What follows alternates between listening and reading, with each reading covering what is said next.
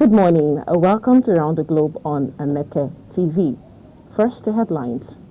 U.S. condemns Brazil Supreme Court judge for ordering house arrest of ex-president.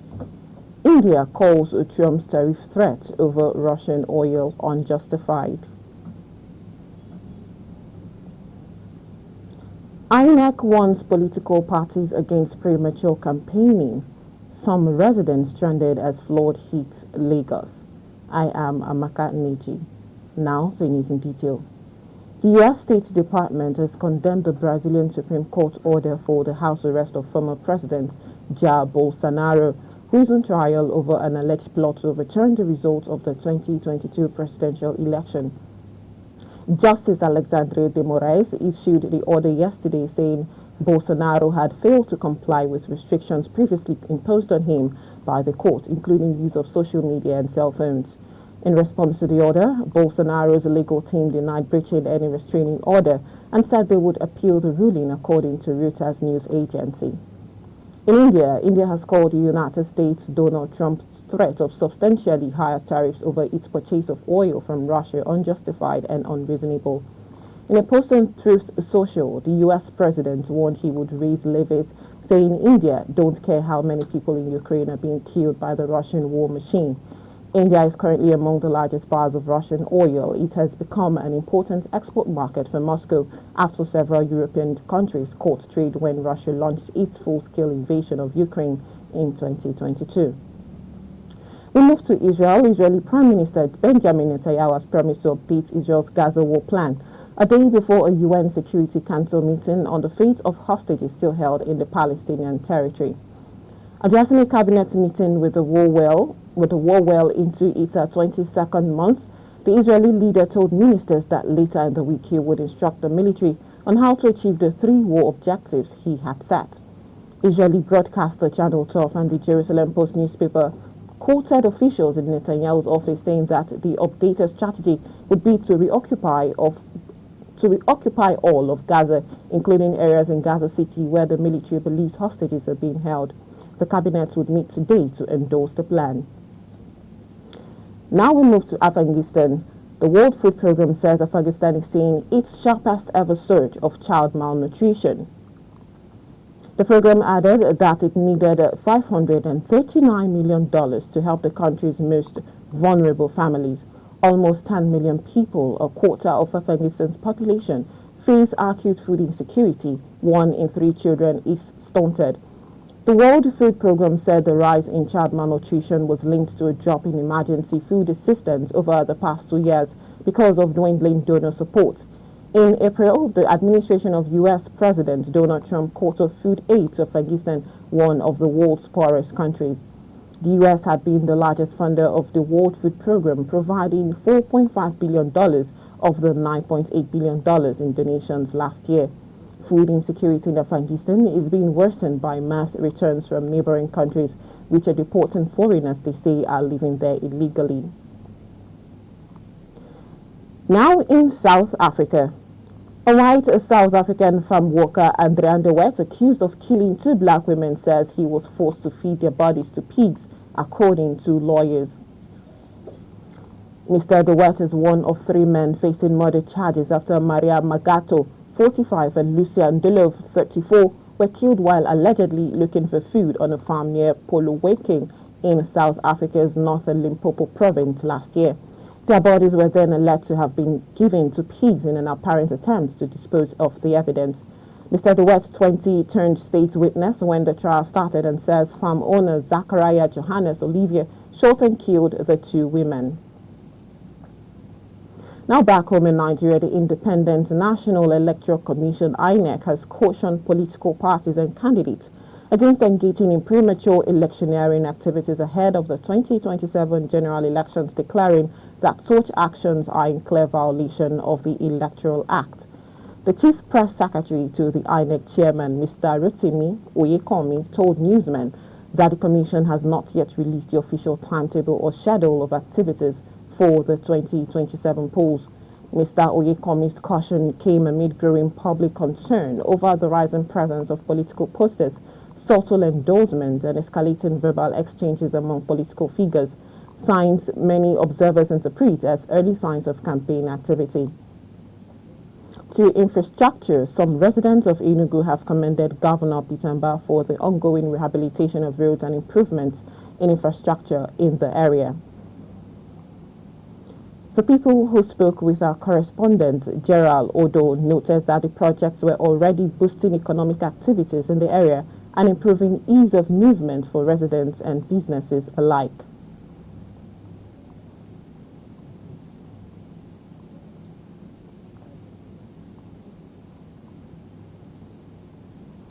Now moving over to Lagos, residents, commuters and traders were yesterday frustrated as flash floods swept through several communities and streets in Lagos State following intense rainfall that began Sunday night and persisted intermittently throughout Monday.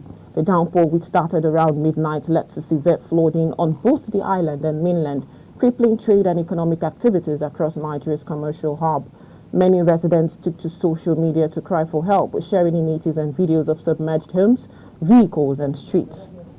In education, stakeholders in the education sector, including educationists and parents yesterday, decried the poor performance of students in the West African Senior School Certificate Examination, WAEC, conducted by the West African Examination Council. The results released yesterday indicated that out of the 1,969,313 candidates who sat for the examination, only 754,545 candidates, representing 38.32% obtained credits and above in a minimum of 5 subjects, including English language and mathematics. The head of Nigeria's Office of WAEC, Mr. Amos Dagnott, who announced the release of the results during a news conference at the examination body's headquarters in Lagos, stated that this year's 0.8% decrease in performance compared to 72.12% recorded in 2024. The immediate past dean, Faculty of Education, University of Lagos, Unilab, Monday, Ubamga, said decline in poor study time and poor quality of teachers were responsible for the low pass rates. They expressed concerns over the introduction of the CBT, mostly for candidates in rural areas, saying lack of digital literacy poses a threat. Now in security, troops of the Northeast Joint Task Force Operation Hadinkai have killed 17 Boko Haram ISWAP terrorists during clearance operations across Borno and Adamawa states. Acting Director, Army Public Relations, Captain Ruben, said in a statement IEDs planted by the terrorship. Speaking during the presidential reception held at the Presidential Villa Abuja in their honor, President Tinubu, who was represented by his deputy, Vice President Kashim Shettima, awarded each player and technical crew member of the title of Officer of the Order of the Niger, OON. He also directed the allocation of 1 flat for each player, coach, and technical crew member. The President approved team member. Now to end the news on Round the Globe, here are the main points. The U.S. State Department has condemned the Brazilian Supreme Court order for the house arrest of former President Jair Bolsonaro, who is on trial over the alleged plot to overturn the results of the 2022 presidential election. In its purchase of oil from Russia, unjustified and unreasonable. The Independent National Electoral Commission, Aneke, has cautioned political parties and candidates against engaging such actions are in clear violation of the Electoral Act.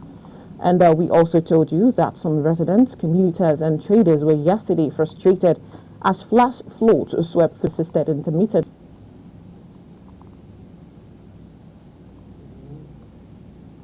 I am Aneke.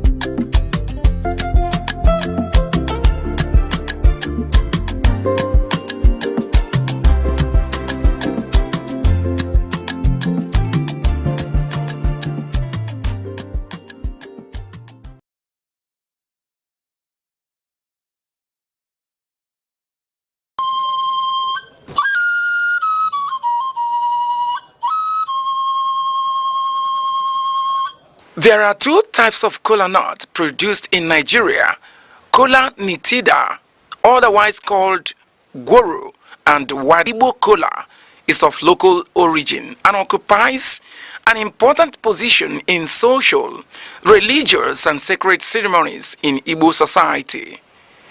It is seen as a vital and sacred fruit in Igbo land and serves as the major instrument, the fundamental bedrock of philosophy and proverbs.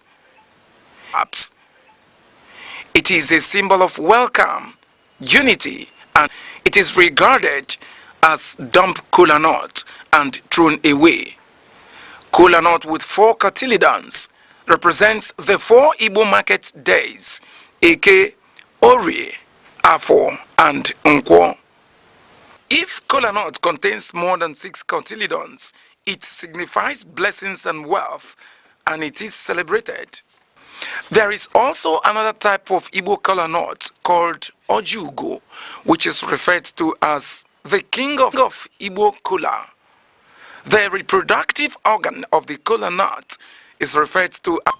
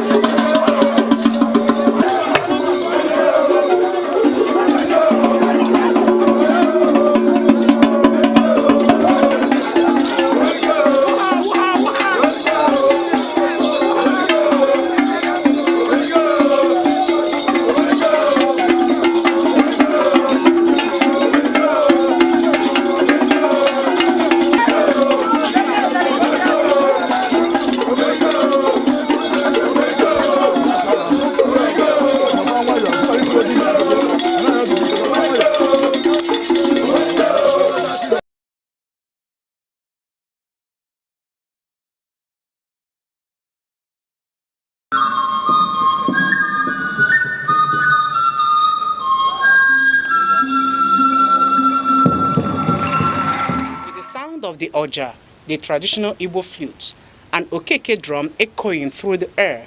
The festival created a peaceful and reflective atmosphere. It reminded guests of the deep values rooted in Igbo culture, where music, moonlight stories, and tradition are deeply connected. One of the key aims of the festival is to promote cultural awareness and identity, especially among the young generation. Organizers say the event is relevant now more than ever as modern influences continue to push many indigenous languages and traditions to the background. The festival encourages Igbo people across the globe to embrace their roots, speak their language, and carry forward the values of truth, peace, unity, and communal living. Names like Ndoka, Ndubisi, and Ndodi reflect the Igbo view of life as sacred. The event revisited a key moment in Achebe's novel, where Okonkwo accidentally killed a clansman and exiled. showing how Igbo culture handles justice and morality. The award-winning author Chimamanda Ngozi Adichie was among the special guests. In Igbo culture, nothing is more sacred than life. In Igbo culture, a sibling must never take the life of another sibling. That is what we mean when we call a child Nduka, Ndubisi, Ndude. The preservation of life is sacrosanct. Things Fall Apart demonstrates the central Igbo belief in the sacredness of life. Okonkwo accidentally murders a member of his community. It is truly an accident. His gun goes off during a feast, and yet his community punishes him severely.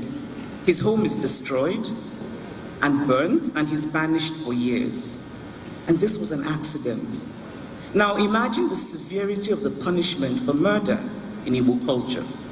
Igbo culture abhors the taking of innocent life. We must remember that we are a great people. We have to remember that we are people who make remarkable sacrifices to live their dreams wherever they find themselves. We are people who have mastered the art of surviving the most unaccustomed parts of the earth. Let us not forget the wonderful, unique apprenticeship system that we have, Mwa boy. Often we forget the Mwa girl, where young women learn things like sewing from women, and the wonderful and unique rituals and expectations that those involve. Ndibo, let us remember who we really are. We cannot become untethered from the harness of our proud and beautiful history and heritage. Igbo must once again mean what it truly means. Not selfishness, but community. Not violence, but a fierce desire to succeed through hard work, diligence, honesty, truth-telling. Where is the gatekeeping role of the community over every member? Something that has been central in Igbo culture for centuries. Every success needs validation from the cultural milieu that birthed it. We hear success stories, but in most cases we see only the success but not the story. What is the story behind the successes that we celebrate today? Okonkwo's greatness in Umuofia was not possible without Umuofia's collective say-so. Ndibo must unite and strive to become a beacon for Nigeria and indeed for Africa. Adichie describes Chinua Achebe as a writer who deeply loved his people and used stories to preserve Igbo identity. She also encouraged young writers in the audience to keep working on their crafts despite setbacks.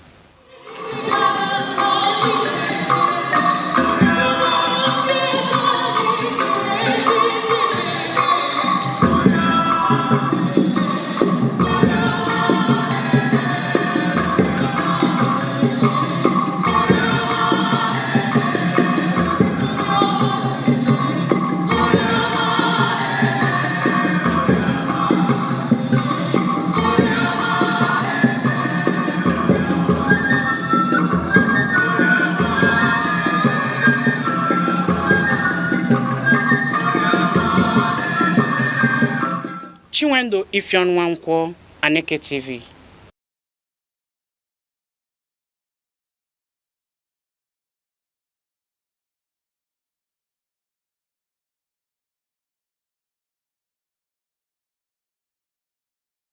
Aneke Pascal Oyeka Care Foundation has continued its book donation program, distributing over 1,000 books to 2 schools in Enugu.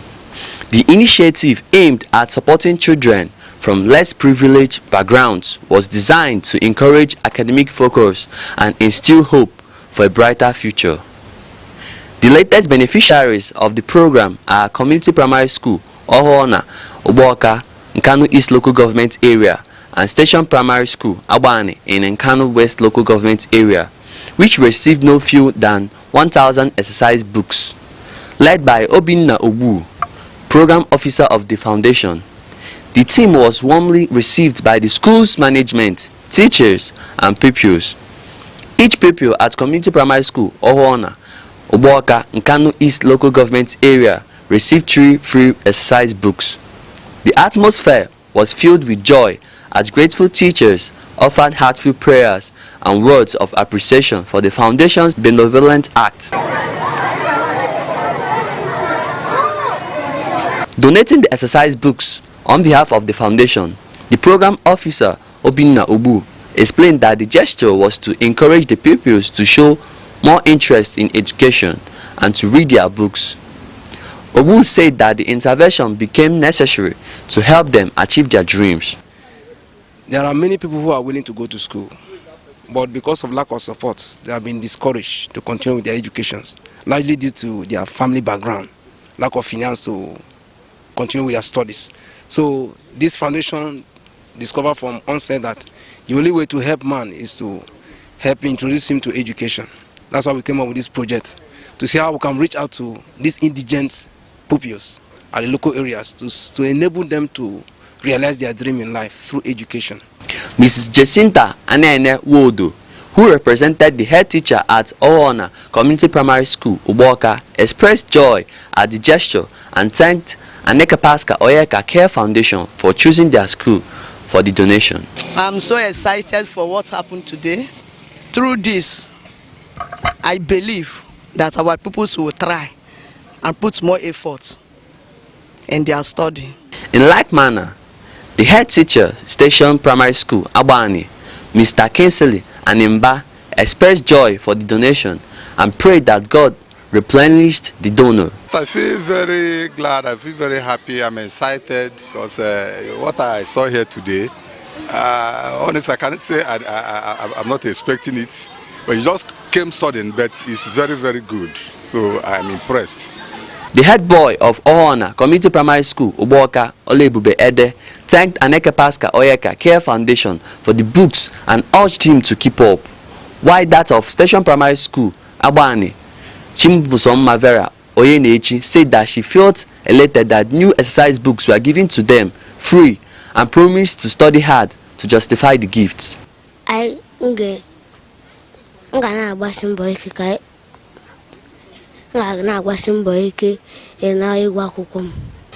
feel very better that they should read their books and listen to the teachers and improve in their educations. The youth leader of Ohoona, Uboka Ikenna Chukwu, while expressing joy at the gesture, said that he was happy that the local school was remembered. I'm so happy. I'm so happy. I'm so glad to see something like this in my community, because it's make the student to build up their education, like come up, know that they have someone, they have people in this community.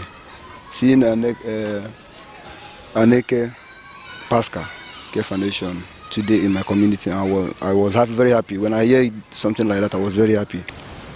The donation continues with schools in other local government areas. It's been Chibike China reporting for Aneke TV.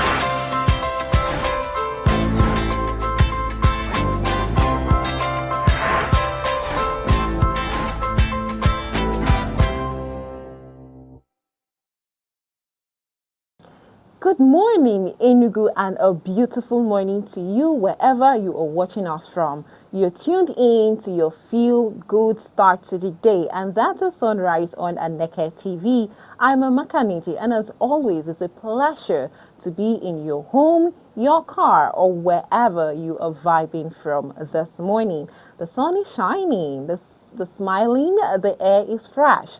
and we are here to kickstart your Tuesday with great vibes, useful information, and then a sprinkle of motivation.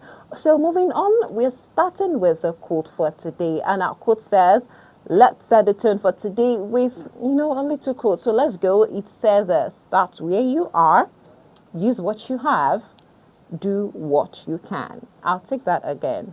Start where you are, use what you have, do what you can. And that quote is from Arthur Ashe. And if you think about it, of course, you don't always have to have everything for you to do what you want to do, right? You always have to just show up for yourself. So wherever you are, you can always start with wherever you are. You can always use what you have, no matter how little it is. You can use what you have and do what you can. Trust me, little things can make big wins, all right? So Rome was not built in a day, like they would always say. So just do whatever you can wherever you are. So this quote is simple, powerful, and true. So whether it's that business idea or just drinking more water today, just start. Whatever it is, if it's business, if you have to go back to school, if you want to start something huge, if it's a project, if you need to hit the gym, if you need to go on a particular diet, just do it, okay? Just start today. All right, so we're going on a short break, and when we return, we'll be looking at what the weather has for us today. Don't go anywhere. It's still sunrise on Aneke TV.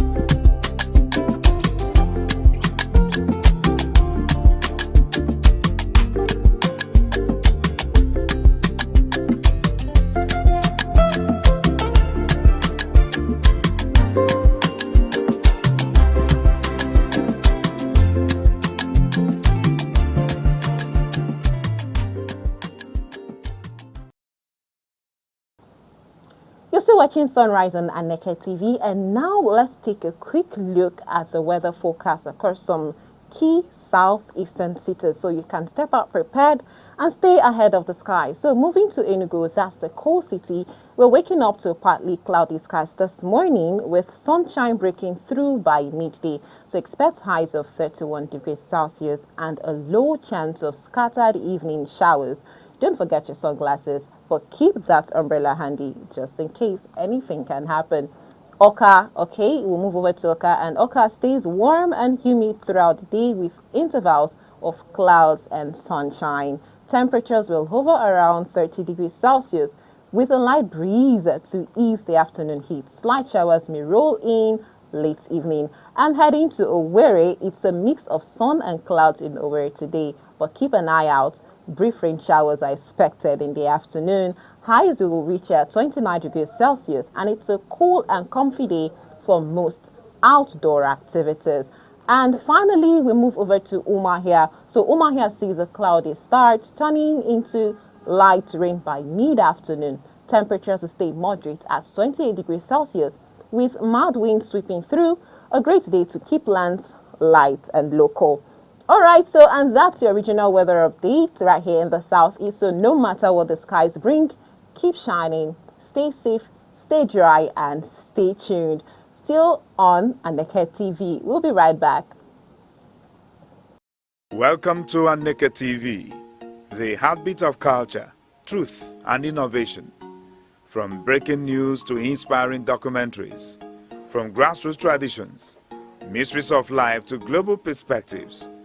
We'll tell your stories. We amplify your voice and your vision.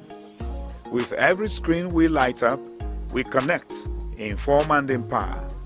It's more than a television. This is Aneke TV. We move with the world. Still sunrise on Aneke TV, and guess what? Yeah, it's time for us to see what the world is celebrating today. It's a holiday spotlight segment. Let's see some little observances the world is celebrating today, and today is Walk Like a Dog Day. So think about it. How do dogs walk? Why is today Walk Like a Dog Day? I'll tell you, yeah, it definitely does sound funny, but it's a day that celebrates dedication and hard work. If you study dogs a lot, if you study dogs, you would know that dogs are highly dedicated. They are the most loyal animals I've ever seen in my life. Yeah, so I want you to understand that today we're celebrating dedication and hard work. Why? Because dogs are always dedicated, and trust me, those sets of animals are hard workers. So whether you're hustling in traffic, you're chasing deadlines, or running your own business, we see you, and trust me, we salute you, because I, for one, I know it's not easy. It's not easy to run a business solo. It's not easy hustling on the streets. Not, in fact, I will tell you, nothing in life is easy, okay? But then your hard work and your dedication actually sets you out from the crowd.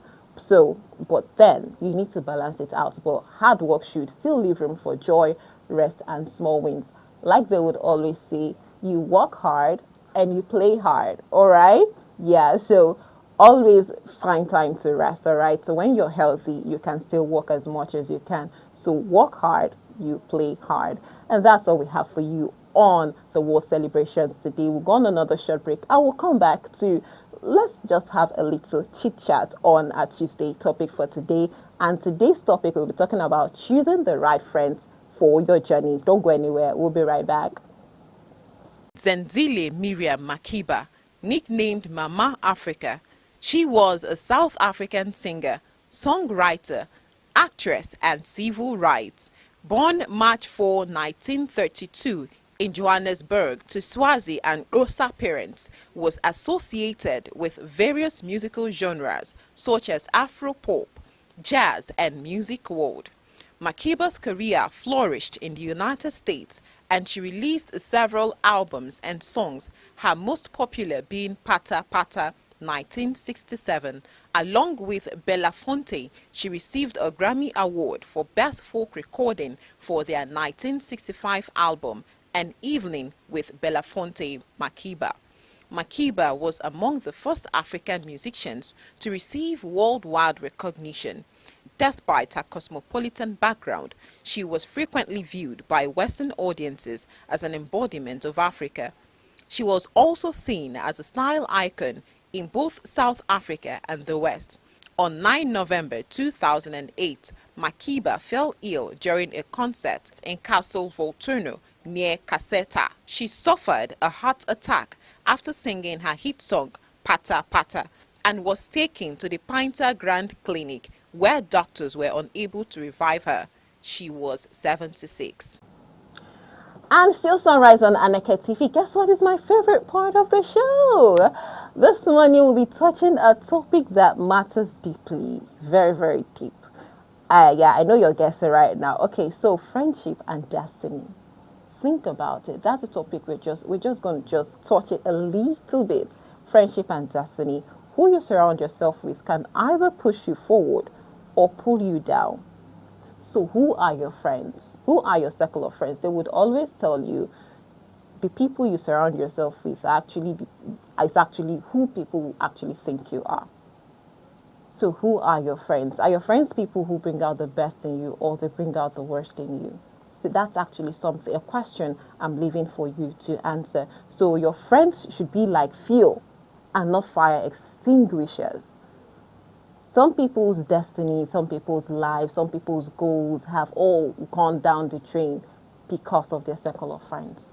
While some people you see that have turned into what people never thought they would be. They've become the best of themselves. Why? Still because of the people they have surrounded themselves with, friends. So today we ask, or I am asking, are your friends helping you grow, or are they slowing you down? Think about it. You can actually share your thoughts on all our social media platforms. We are across all social media platforms. We're on X, we're on Facebook, we're on Instagram, and also here on YouTube, all at Aneke TV. You can share your thoughts with us and tell us what you think about this friendship thing. Do you have friends who are actually helping you grow, or you having friends who are actually putting out your fire, like the fire extinguisher thing? Okay, so let's talk about building circles that feed your future. And quick tip before I go.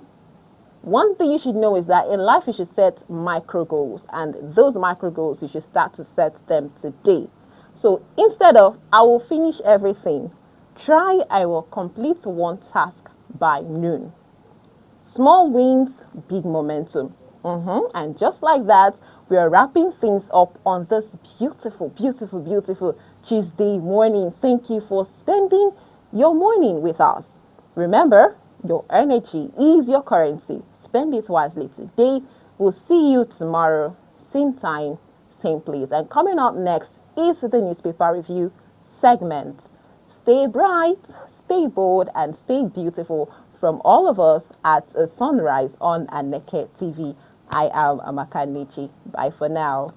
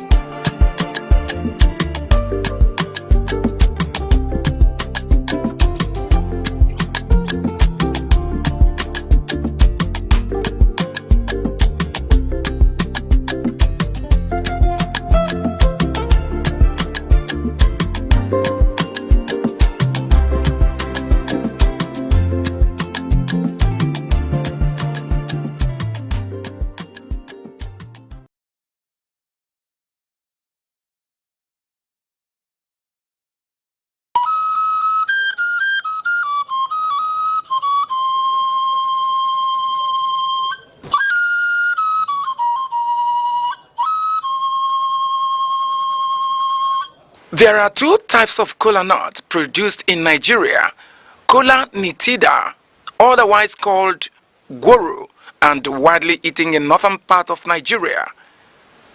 Kola acuminata, also referred to as Igbo kola, is of local origin and occupies an important position in social, religious, and sacred ceremonies in Igbo society. It is seen as a vital and sacred fruit in Igbo land and serves as the major instrument of prayers connecting the ancestors. It cements discussions and also the fundamental bedrock of philosophy and proverbs. It is a symbol of welcome, unity, and peace. If kola nut contains one cotyledon, it is regarded as dump kola nut and thrown away. Kola nut with 4 cotyledons represents the 4 Igbo market days: Eke, Orie, Afo, and Nkwo. If kola nut contains more than 6 cotyledons, it signifies blessings and wealth, and it is celebrated. There is also another type of Igbo kola nut called Ojugo, which is referred to as the king of Igbo kola. The reproductive organ of the kola nut is referred to as the tongue, and it is removed after prayers and thrown to the spirit of the ancestors.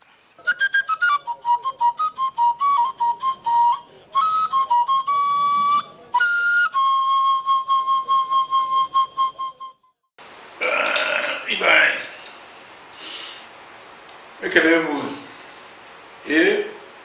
ọjụ kwana ihe eji agọ ndụ ndụ a na-atọka onye a anaba nke ya no na agwo ibe anyị adị no ogologo ndụ arụ ike na ọdụmma ibe eji ene ndụ anya na onye nwere ibe eji ene ndụ anya na ịrụfụta nwere ya ịmara na nsogbu rere ya olise bụ anyị na-ekene gị Chukwu okike onye ogologo ndụ na ogologo anya na-ahụ udo na ọchịchị anyị na-ekene gị na-ekene gị maka tata na-ayọ maka echi maka na ọsọ maka eme echi anya mara na ya dị ka echi na echi anaghị agwụ agwụgwụ na ihe ya adịla anyị mma ndị be anya onwekwana ihe ọzọ na anyị enye ndị ichie tipụtara anyị na-enwe nke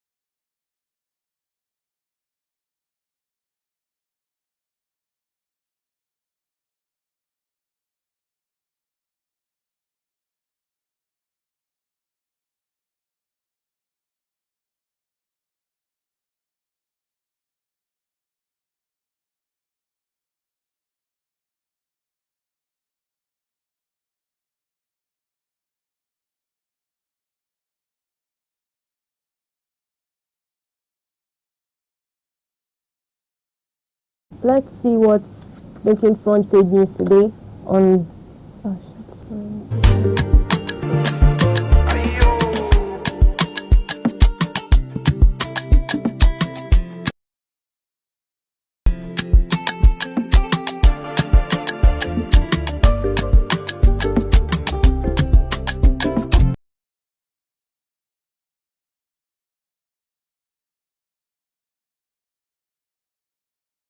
Wonderful viewers. First, we will start with the Vanguard. Deborah, you're welcome on the show. Thank you very much. All right. So, at the front page, sum of $100,000. What's your view on this? Because it's something that's going to encourage them, like, to move forward in competitions. It's going to, how do I put it? Like, it's going to any other thing they are doing, and then make other people who are interested to join this team. To sports, and then they see that they are motivated, and then there is reward for the labor and effort that's been put in. So let's go forward. Today, the Nation newspaper, the front headline is in the news for the wrong things. However, coming with the meetings and the resolutions, I think PDP in a way and a bit to find issue, which is when the Congress comes forward. The information at the moment are that several founders of the party are just men of the party. Deborah, you see, one still wonder or look forward to how, though one may think that it's still early to start talking about the next election, but we feel that the earlier PDP puts its house in order, the easier and better it will be for them to be well organized ahead of the 2027 election. Going forward, Deborah. Yeah. Okay. In the newspaper today, Daily Trust, WAEC records results in 5 years, worst results in 5 years. So, as we know, anything to say concerning this year's WAEC results? Anyway, we've seen that parents, everybody is complaining, they are learns on the CBT. But I think at this stage in our nationhood, it's time one begin to ask, blame it on ICTs. There has been ample preparation for WAEC, the organizing body, to get young ones who have spent time burning the midnight candle preparing for this exam. At the end of the day, we would not be complaining or feel that their effort is wasted because of our inability to provide the technical know-how, you understand, to make the exam seamless. However, why are we having this massive, you understand, find out what are actually the root causes of these problems. Why are we having the worst record in 5 years? You understand? So there has to be probe into when, are you getting me? Does it have to do with the quality of our education? Are we progressing? Are we moving backwards? Do you understand? We used to be a nation that pride ourselves on our ability to do well in education. Going forward all over the world, we are recognized for our ability. Do you understand? The Nigerian brain, the Nigerian children all over the world do very well. So at this point, the issue of whether CBT is possible, our younger ones, the children, they don't have to suffer for our inabilities, for our lack of due diligence and, you understand, doing what, you know, going for, thinking back, you see, when the job result was out, we saw a lot of issues concerning the results. Some blamed it on cheating, some blamed it on wait till midnight. Some were unable to get to their destination. What council, you understand, to use to write these exams. These are not the things that are supposed to be experienced in the Nigeria of today. I think that's my take on that, Ms. Deborah. Okay. With the newspaper review.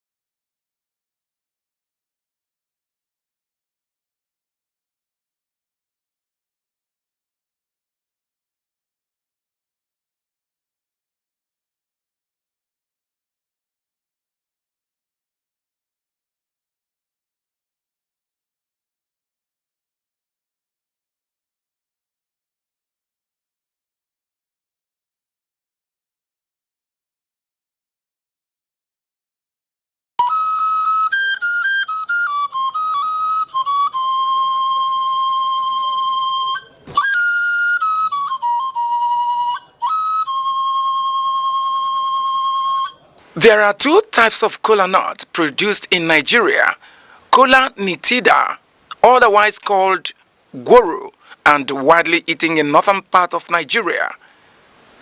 Kola acuminata, also referred to as Igbo kola, is of local origin and occupies an important position in social, religious, and sacred ceremonies in Igbo society. It is seen as a vital and sacred fruit in Igbo land and serves as the major instrument of prayers connecting the ancestors. It cements discussions and also the fundamental bedrock of philosophy and proverbs. It is a symbol of welcome, unity, and peace. If kola nut contains one cotyledon, it is regarded as dump kola nut and thrown away. Kola nut with 4 cotyledons represents the 4 Igbo market days: Eke, Orie, Afo, and Nkwo. If kola nut contains more than 6 cotyledons, it signifies blessings and wealth, and it is celebrated. There is also another type of Igbo kola nut called Ojugo, which is referred to as the king of Igbo kola. The reproductive organ of the kola nut is referred to as the tongue, and it is removed after prayers and thrown to the spirit of the ancestors.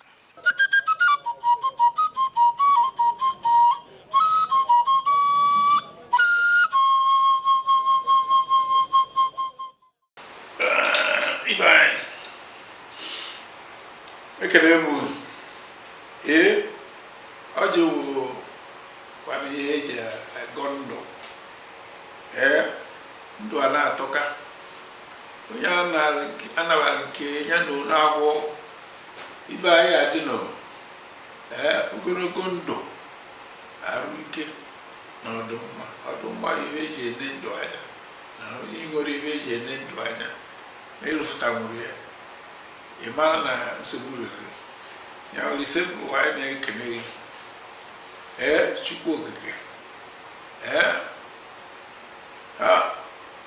onye ogologo ndụ na ogologo anya na-ahụ udo na ọchịchị anyị na-ekene gị na-ekene gị maka tata na-ayọ maka echi maka ebe echi anya amara na anyị adị ka echi na echi anaghị agwụ agwụgwụ ndị be anya onwekwere na anyị enye ndị ichie.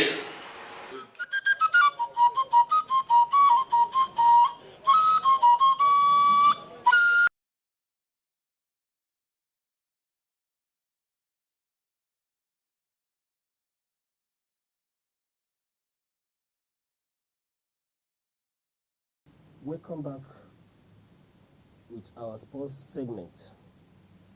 So we'll bring to you our sports analyst, Mr. West. Mr. West, welcome on the show. Thank you. Good morning. It's nice being here. All right. So in the sports world right now, what's happening? Okay. A whole lot of things are happening in the sports world, but I think I would start. Also rumored to have completed his medicals with the Spanish giants Villarreal, which Isaac was rejected by Newcastle. But we are hoping and expecting that they will go back with a new deal because the man Isaac himself have put in a request to leave the club. So I think Newcastle is stalling because they are looking for valuation of Cisco has not turned yet. Okay. So talking about transfers, let's just get right into it. You mentioned Newcastle. They've been in the news for some time now. Yes, the transfer of Isaac has been dragging for a while. We will pay easily. We will pay something nines we have currently. We don't have a lot in the caliber of. Okay, you might say there is no need to bring a number 9, but at the end of the day, if Isaac is available, coming to Newcastle, very much likely. All right. Then one more thing. Talking about Liverpool, how come they are able to shell out this heavy sum of money, given that in the past, in the world, football, its management, and a lot of things has happened to Man U. Under Eric Ten Hag, they made a lot of heavy spending that did not turn out well. Man U at Barcelona, we looked at Garnacho, then we talk of Jadon Sancho, and then Anthony himself, who has put in a transfer request. So they are looking to sell off these guys and some other persons to make money. But so far, they've got their man Brian Mbeumo from Brentford and Matthews Cunha for do more, so they can be on that level with others when the new season ends. Rasmus Højlund, young, but needs time to prove himself. And just wake up and see that Leeds United is above you. All right, let's in some light examine what's happening at Man City. They seem to be quite big money spenders. And if you remember, January, they bought players like it was the summer. It's January transfer window and Man City was spending heavily. So I think Man City have a team. I feel Guardiola has brought in everybody he feels he needs to bring in. They're even talking about sending out some of the young boys on loan. Some young boys, Echeverry, they bought from Boca Juniors, that's considering sending him out on loan. The team is a team that is filled. Man City is one team that has almost 3 players for one position. Well, quality, they don't drop. So I think they are quiet one because they just concluded the Club World Cup. Players are resting, and I really don't see them needing anybody currently because I think I envy them. They have it all. All right. So you think that Guardiola still has it in him? Yes. I think the only doubt I have is that I feel he has not really overcome the trauma of his divorce. Okay. Yes, because you think that's what is really at play? That is what I think. Should we say that's what affects how will the movements in the market and all that? Where do you see them in this coming season? Okay, Arsenal has been second place for 3 seasons, even without really spending and all of that. And so far, they've got a second goalkeeper in Kepa. They've signed their number 9. They have been looking for in the person of Victor Gyokeres, somebody that played 52 games and scored 54 goals. They brought in Noni Madueke, they brought in Nogard to replace the outgoing Thomas Partey and Jorginho. I think they've signed over 4 or 5 players, recently, and they're looking out to offload some too, to balance the books. And they are also on the market for a very chase as the Crystal Palace playmaker. So I think Arsenal has, been close. So Crystal Palace will release him? Yes, for the right amount. Okay. That's how these middle table clubs, that's how they survive. For the right amount, they will release him, split the money into 3, go for 2 or 3 more players that are not so expensive and continue life. They'll release him. So will it be safe to say that Arsenal would knock Liverpool out of their pitch?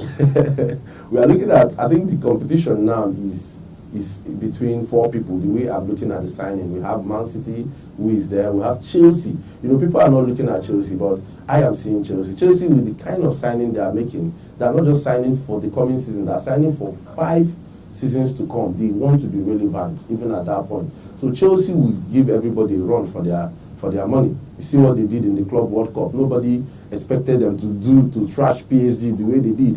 But Chelsea is a club that has a culture, a winning mentality. I don't like Chelsea. I'm an Arsenal fan. But when I talk football, I like to keep my love for Arsenal. One side. But then Chelsea is there, Liverpool is there, Man City is there, and Arsenal is there too. So it's a question of now who wants it more. If you want it more, you take it.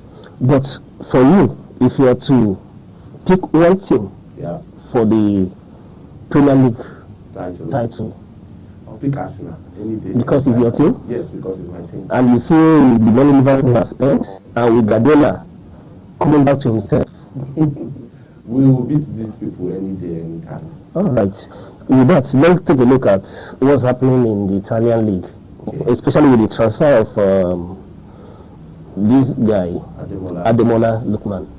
Okay, I think Ademola, I will talk about Ademola and Victor Osimhen at the same time. Okay. Because they are Africans, because they are Nigerians. And I think they have not been treated fair In the foreign football, they play and they go down on their knees and say, no to racism. But the racism is there, and it is glaring, it is open. This guy, if Ademola Lookman was a European or an American, we wouldn't be having this conversation. We're talking about 80 million pounds for a player that scored a hat-trick in Europa League, and for everything that he has achieved in the last 2 years. He wants to leave Atlanta. Atlanta disrespected him last season. He wants to leave Atlanta. The coach that he had issues to has left. He has gone to Roma. So I think the fact that Atlanta is valuing him at 60 plus is fine.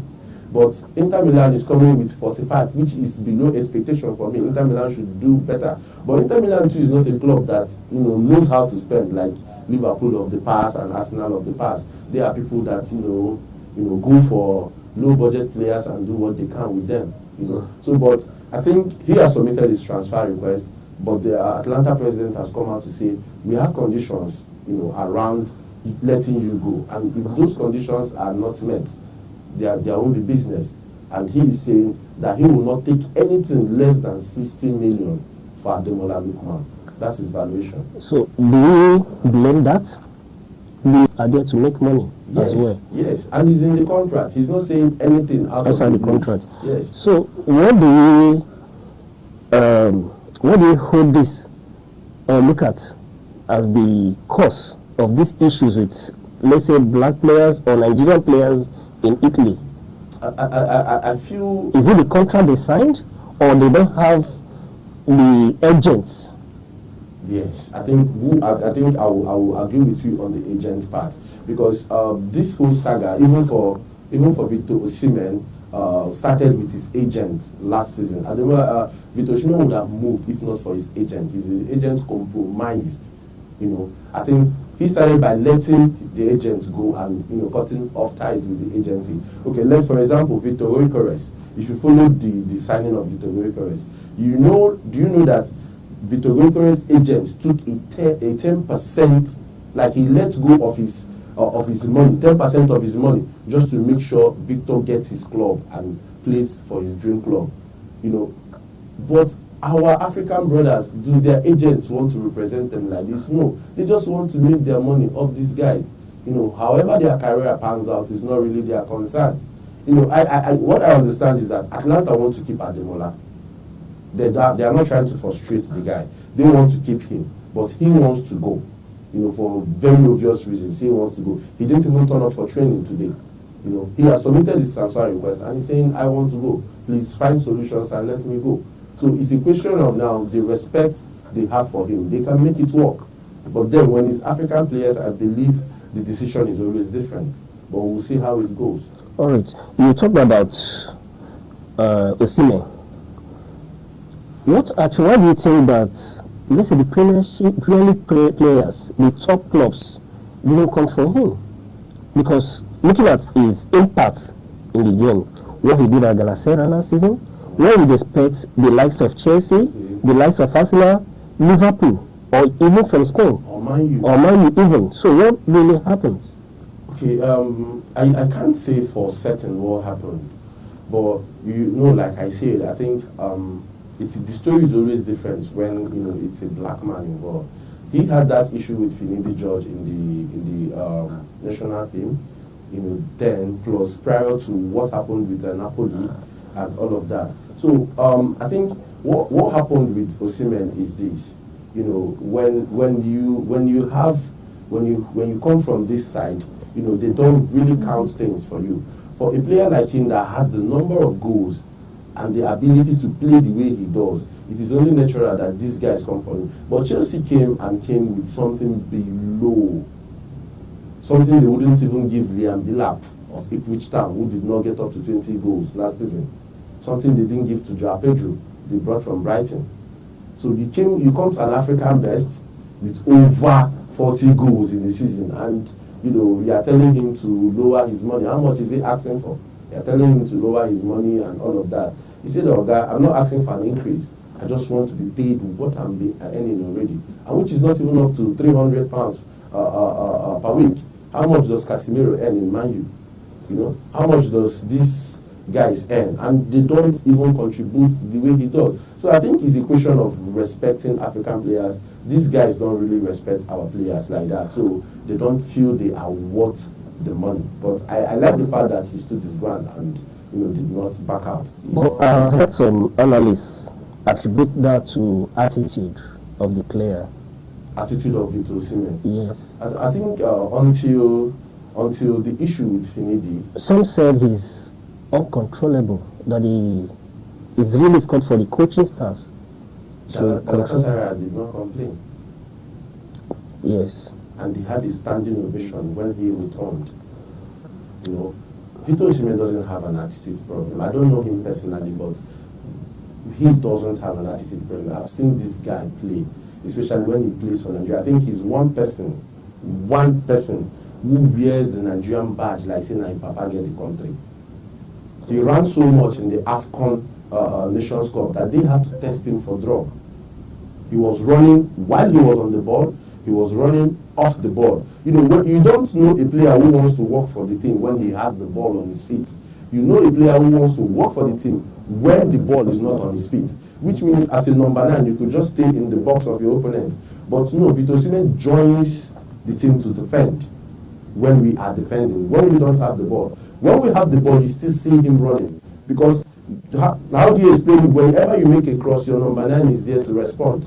Because he is running. He is constantly running. You see us defending, he's the one putting the ball into the corner. How is your number 9 defending the ball? Because he wants to help the team. He doesn't have an attitude problem. The problem with Finidi, he came out to say, I called boss, I told boss I have injury. He sent evidence.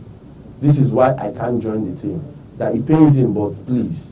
But at the end of the day, what happened. He didn't have an attitude problem when he gave Napoli the Scudetto. He didn't. He missed the penalty. They taunted him, and he was like, who wouldn't be angry? Your own team is making mockery of you for missing a penalty you scored over 100 times. Just one miss. He replicates the same abilities this season, having gone back to Galatasaray. Watch out for Osimhen this season. This season will be more fire for him because now he's not just playing to earn his money, he's playing to prove a point. And I know he will prove that point. And most importantly, I told my people earlier that Victor Osimhen will end up back in Napoli. I mean, in Galatasaray. They asked me why. Because they love him. The player likes where he is loved. Did you see how they welcomed this guy when he returned? It was like the king came back. So he will play. I know that boy. He will play. Okay. Let's move away from this and go to Spain. Okay. Madrid. They have a new coach. Yeah. I should say a new project. Yeah. What's your assessment? Okay. So far, we have not, we can't say anything for sure yet. Xabi Alonso, we know, we've seen what he did in Bayer Leverkusen. In the very short while in Bayer Leverkusen, we see what he did. He turned average players to superstar. He beat Bayer Leverkusen to the league, got to the final of the Europa, and missed out by chance. Missed out to the African best Ademola Lookman. But we watched them in the Club World Cup. We hadn't seen much.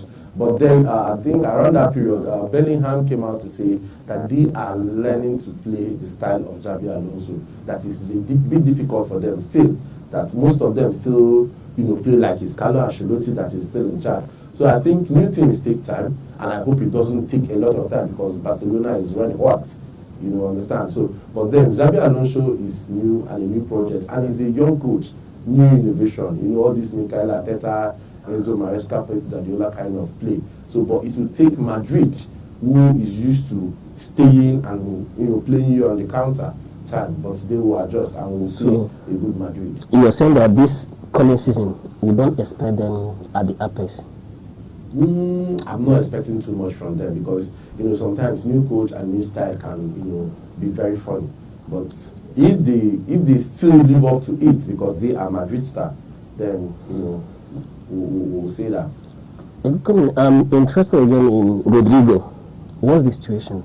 Okay, Rodrigo has a very funny situation right now. He wants to stay and fight for his JC, but it's as if Xabi Alonso is not really putting him in the plans, and some other top European clubs are interested in picking the player up if the situation presents itself. All right, I'm interested in one player. and you should know that. That's Trent Alexander. Okay, Trent is living his dream, and Trent's an addition to Real Madrid. It's something Madrid has not had in a while, you know, after Roberto Carlos and Marcelo. So, but then Trent will play, and Trent will have a nice time in Spain. So you think he will do better in Spain? He will do well in Spain. Let's just leave it at well. All right. So it's safe to say that this season we're expecting Barcelona at the Apex. Yes, Barcelona will be there. All right. Thank you, Gideon, for that. You're always on fire. And thank you very much for sharing with us on your expertise and for giving us the points. We'll be taking a short break now. I am Deborah Wakoba. And I am Uche Osai. Thank you for being with us.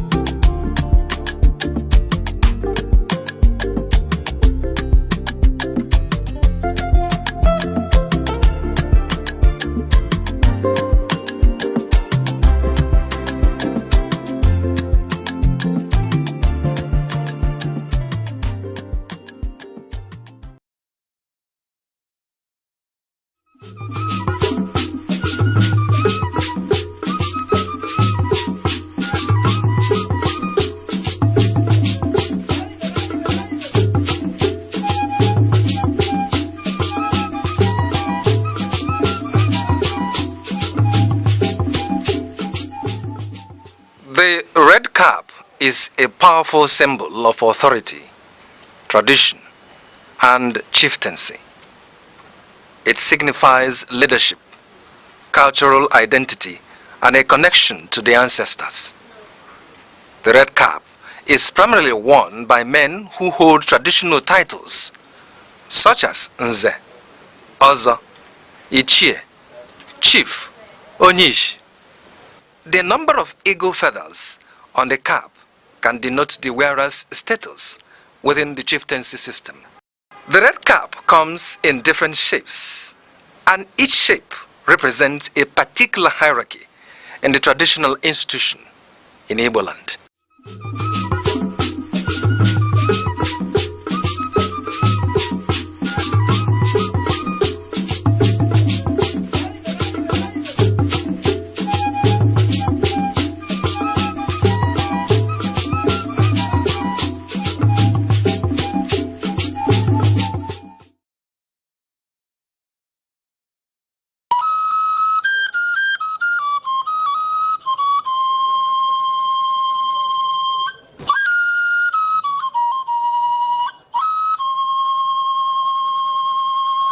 There are two types of kola nut produced in Nigeria: kola nitida, otherwise called gworu, and widely eaten in northern part of Nigeria. Kola acuminata, also referred to as Igbo kola, is of local origin and occupies an important position in social, religious, and sacred ceremonies in Igbo society. It is seen as a vital and sacred fruit in Igbo land and serves as the major instrument of prayers connecting the ancestors. It cements discussions and also the fundamental bedrock of philosophy and proverbs. It is a symbol of welcome, unity, and peace. If kola nut contains one cotyledon, it is regarded as dump kola nut and thrown away. Kola nut with 4 cotyledons represents the 4 Igbo market days, Eke, Orie, Afo, and Nkwo. If kola nut contains more than 6 cotyledons, it signifies blessings and wealth, and it is celebrated. There is also another type of Igbo kola nut called Ojugo, which is referred to as the king of Igbo kola. The reproductive organ of the kola nut is referred to as the tongue, and it is removed after prayers and thrown to the spirit of the ancestors.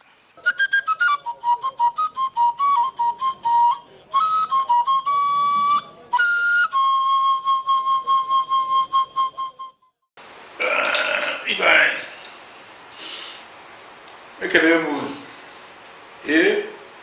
ọjị wụ kwana ihe eji agọ ndụ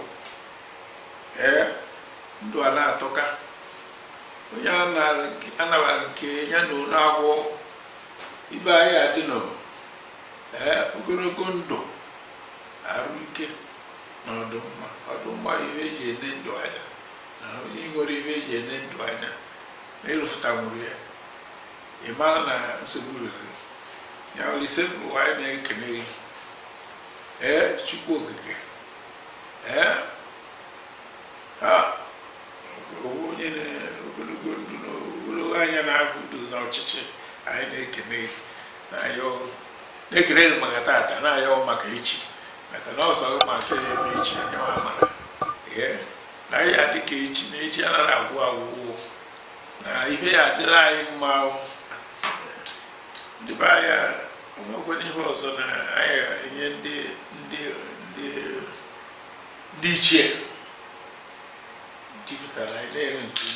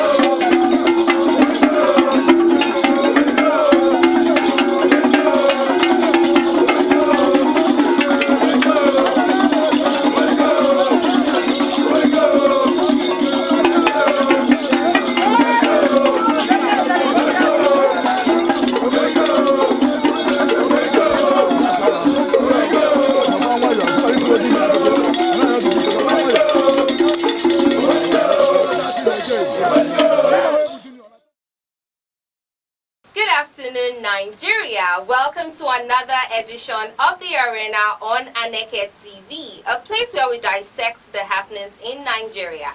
I am Faith Wins Ezi. When we talk about national security, most people think of the army or the police, but there's another critical force behind the scenes, often barely recognized or referenced, but absolutely essential. In today's program on The Arena, we shine the spotlight on the Nigeria Security and Civil Defense Corps, NSCDC, a team committed to protecting our communities, securing assets, and standing strong in times of crisis. At this moment, we are honored to host the distinguished representative of the Nigeria Security and Civil Defense Corps, NSCDC, the Superintendent of Corps, Nwatu Emmanuel, who is the PA to the State Commandant and the Principal Staff of the Public Relations Office, to help us better understand their mission, their challenges, and the vital role they play in Nigeria's security architecture. Good afternoon and welcome to the program. Good afternoon, Faith. Thank you so much. Thank you. For this beautiful opportunity. I'm delighted. I am bringing you warm greetings and, of course, to our wonderful viewers, warm greetings from the Nigeria Security and Civil Defense Corps. That's paramilitary agency, that grassroots paramilitary agency that is charged with the responsibility of protection of lives and property. Thank you very much. Thank you, sir. So, sir, what would you say are the core responsibilities of the NSCDC, and how do they differ from the police or the army? Thank you so much. Let me first of all begin by bringing warm greetings from my state commandant, who is Commandant Elijah Etim Willie, PhD. He is the substantive state commandant of the Nigeria Security and Civil Defense Corps. And he has been so since the 1st of November 2024, last year. And since then, he hit the road running and has done quite a lot. And I hope to showcase most of his achievements. But then let me go straight to your question. Thank you. You asked about the roles of the Nigeria Security and Civil Defense Corps. And it's such a beautiful question, and all the more why you can see we appreciate Aneke TV for being such wonderful partners. Because many Nigerians, honestly, surprisingly too, do not know what really the NSCDC, what we do. And let me begin by, first of all, highlighting that the Nigeria Security and Civil Defense Corps is a grassroots paramilitary agency. It's a federal agency, and that means that our structure, cascades down from the federal government, state governments, and down to the very local government areas, right down to the communities.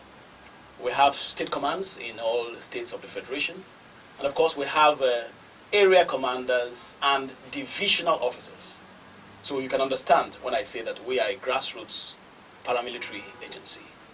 We also live among the people, and that makes us very unique. We don't live and stay in barracks like the soldiers. Yes. So we live among the people, and it is very deliberate. That allows us to be able to source for intelligence. So the average NSCDC officer is an intelligence officer. He's not just there. He's there doing something. And so down to the roles of the Nigeria Security and Civil Defense Corps. One of them, of course, is critical national assets protection. Protection of infrastructure that are critical to the survival of Nigeria. And that is one of the core mandates of the Nigeria Security and Civil Defense Corps. If you go around maybe power installations, telecommunications installations, you will see our men there. Okay. They are not there as just the regular security men. They are there as intelligence officers, and they are there to ensure that the survival of these infrastructure, to ensure that they bring actionable intelligence to the center. The NSCDC is also involved in crisis management. And when we say crisis management, it's quite a broad department. That will include the Agro Rangers. The Agro Rangers, they are a specialized unit under the crisis management department. And their role is to ensure that they mediate between farmer-herder conflicts. Oh, interesting. Yes. And we have quite a number of them, thousands all over the country. It was actually established in 2016. That was in response to the escalating incidents of farmer-herder clashes. And so they are also trained mediators. They mediate between communities that clash, and also ensure that they protect agro-allied companies. They do many more than this, but basically they assure, they are not partisan in the sense that they are not only supporting the farmers or the pastoralists. They ensure that they mediate and give a fair balance hearing to both. Of course, we have under the same crisis management department, we have the Peace and Conflict Resolution Unit. The Peace and Conflict Resolution Unit is another specialized unit where they leverage on alternative dispute resolution. We have trained mediators, and, lawyers who can mediate on civil affairs. You know, there are certain cases that do not require litigation, where people feel that, you know, they just want somebody to mediate. But then when we mediate, the resolutions are binding on both partners. It's not just the regular family meeting resolution. They are binding. And that makes it very unique. We have lawyers also who can always wade into the matter to ensure that there is balanced hearing.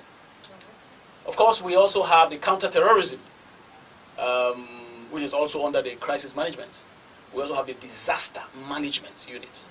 The disaster management unit are, you know, they intervene when there are accidents. We have the search and rescue team, and then we have the mitigation and prevention. And so basically, those in the mitigation and prevention will go on surveillances, weekly surveillances, to assure that everywhere is normal and calm. Of course, we have the health services also under the crisis management department. We also have the CBNR, the chemical, biological, nuclear, and radioactive units. Their role is very critical also in these days when people can create bombs with chemicals. And so they are basically policing the movement of chemicals, especially chemicals that can be used to produce bombs. And they provide intelligence as it relates to this. We also have, of course, it is very important to ensure that I let you know that the private guard companies are also under the purview of the Nigeria Security and Civil Defense Corps. We are the regulators and the licensing body for the private guard companies. And so it is illegal for any private guard company to operate without being licensed. The NSCDC ensures that they license you, and then it is renewed, licenses are renewable annually. And so it is a fault if a private guard company does not renew its licenses when it is due. It's a fault when a company decides to engage security men, you know, to guard their premises that are not, you know, not a licensed company. Yes. Now that is very, very important, because many people wonder and say, "Oh, why can't we just, you know, sew uniform for our men?" You are going to run into trouble with the Nigerian Security and Civil Defense Corps if you think it is just to put on your uniform. No, we are ensuring that there is sanity in that very area. Of course, the work we do is leverage on intelligence gathering. Intelligence and investigation. We have a very strong intelligence and investigations department because that is really the backbone of what we do in the NSCDC. Everything we do leverages on that, because the NSCDC was founded as, you know, an organization that will work deeply by sourcing intelligence to help the government. Okay, sir. So, how would you describe the NSCDC's contribution to maintaining good governance in Nigeria? Wow, I will say that the NSCDC has grown in leaps and bounds, I'd say. From a very humble beginnings at the commencement of the Civil War, when at a time when Nigerians were new to what war is all about. Their role at that time was to educate the citizenry on how they can manage themselves in the event of war, how to identify bombs and how to take cover But then after the war, it became a national outfit, and then at the point it was established in various states.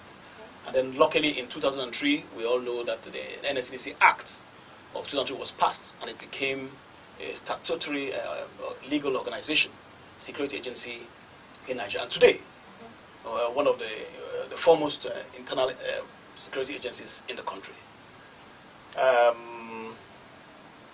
The NSCDC today is no longer that what they used to call us was Guguru security. You know, of course, Guguru is the corn meal that is light. That's very light. Light. Yes. Today, the NSCDC is an armed outfit. We have armed personnel, and in fact, we are churning out hundreds of officers who are trained in arms. Almost everybody who's a civil defender today is armed trained. Oh yes, that is the way it is going. Okay, and so the NSCDC is truly